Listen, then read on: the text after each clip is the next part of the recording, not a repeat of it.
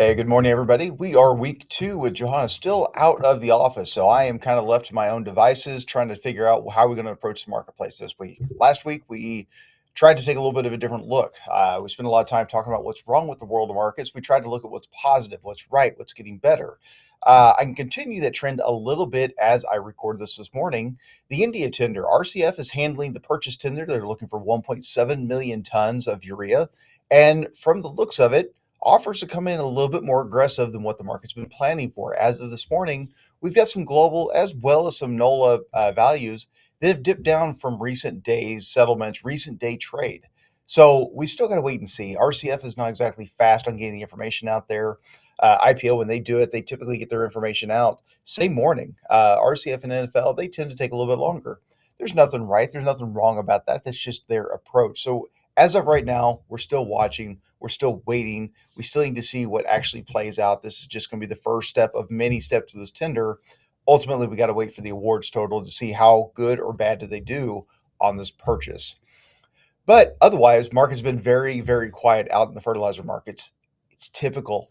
It's first half August. There's not usually a whole lot going on. So again, last week we focused on the positive. This week, I want to focus on what we have been kind of watching. What are the hot points? What are the ones that really make our hair stand on end as far as when we look around the world and we watch the news and say, okay, if this happens, we need to watch out. So let's start with nitrogen. The very first thing, and this is something that's been going on since late 2021, it's still European production. Now you might be asking yourself, why does that matter? Is because they have been at about 75% of their operating rate since 2022. And that's improved. It was significantly worse until the global gas market figured itself out and got new supplies into that region. But as of today, 75%, that's 25% offline, guys. That is 25% that those farmers now have to go to the rest of the world and try to replace the tons because they can't produce it themselves. So that's new demand, that's less supply. It's a very bullish situation. Number two, it's the easy one. It moves. As of today, there's peace talks, but we don't know if anything's going to come of it. We don't know if vessels are going to be able to get back to normal shipping rates and shipping timelines anytime soon. We have to assume it can continue to go for a while. It doesn't appear that that region is ready to find peace. It feels like it wants to continue war. When one or two places say, yeah, I'm ready, let's talk about it, another place jumps in and says, yeah, no, we're not. So let's get back after it. That's what we're dealing with here. And this is twofold, right? When you look at the Strait of Hormuz, three of the world's biggest urea and anhydrous exporters sit behind there. It's Iran, Qatar, and Saudi Arabia. That alone is a massively impactful situation. But almost worse and harder to see is lack of gas supplies coming from that body of water. That gas supply ships around the world to feed other nitrogen manufacturing plants. Maybe those plants don't export, they don't need to. It's still part of the global S&D.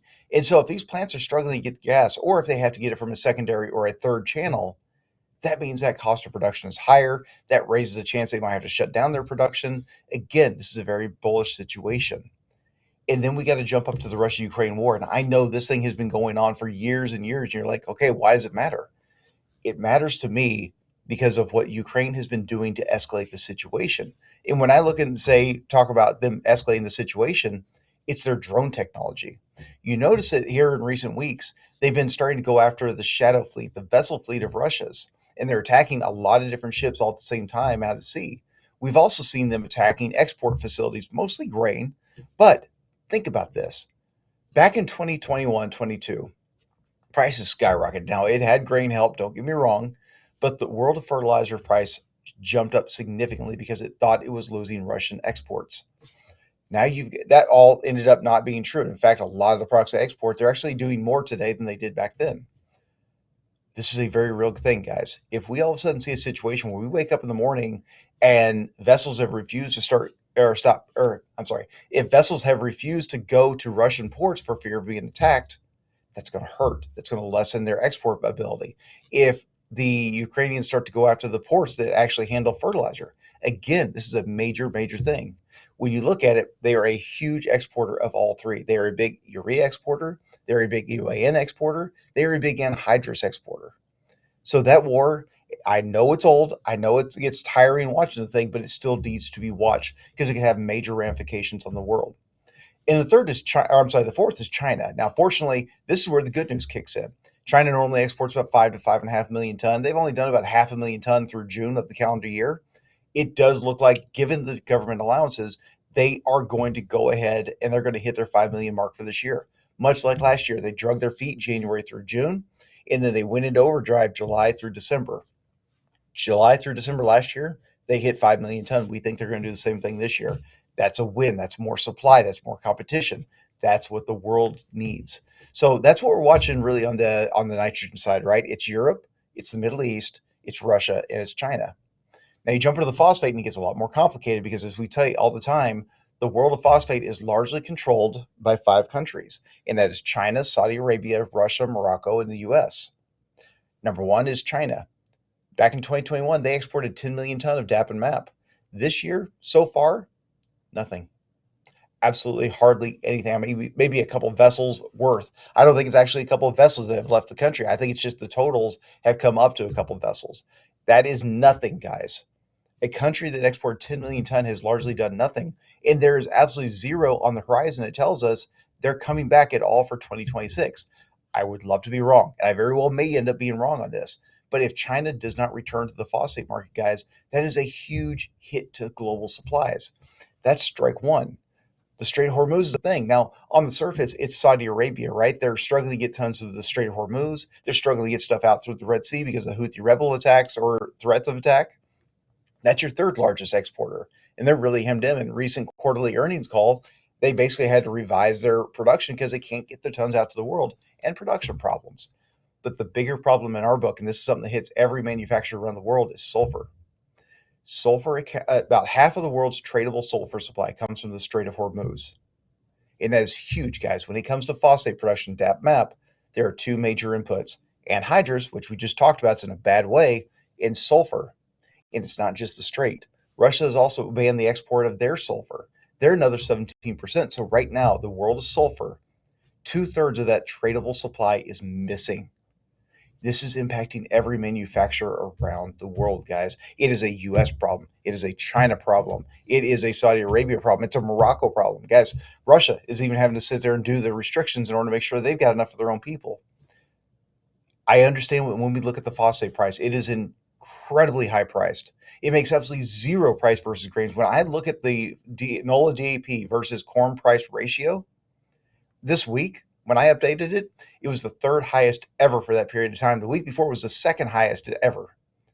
And unfortunately, there's some demand starting to pop up. We're starting to see some countries around the world step up and say, we've waited as long as we could. We've got to buy some product.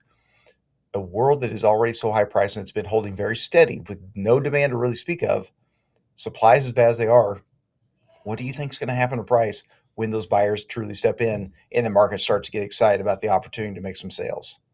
I'm afraid we're going to start seeing prices go higher here. So keep a very close eye on it. I understand the prices don't make sense. They don't work. You still got to make that decision because, unfortunately, I don't see this being a situation that improves anything close to normal in 2026. And potash, guys, potash supplies to me are still good. I would dare say great. There's a lot of supplies versus demand out there. There's a lot more production that's coming online. The one thing I think that's truly hurting potash is freight.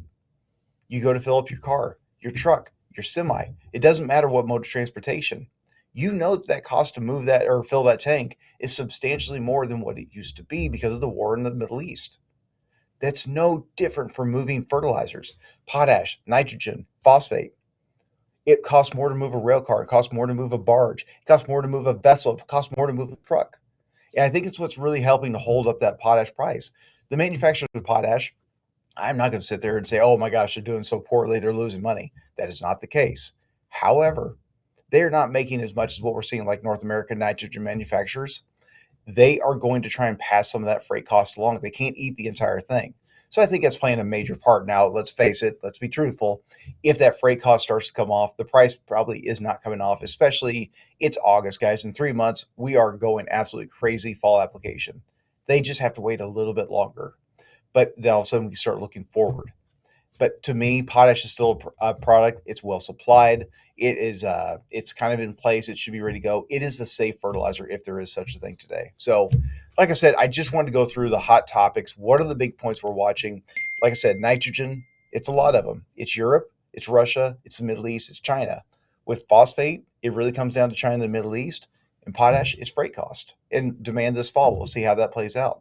So hopefully this gives you a little bit of insight as to what we are watching in the news, what we are watching for headlines as far as what's going to push or pull this marketplace.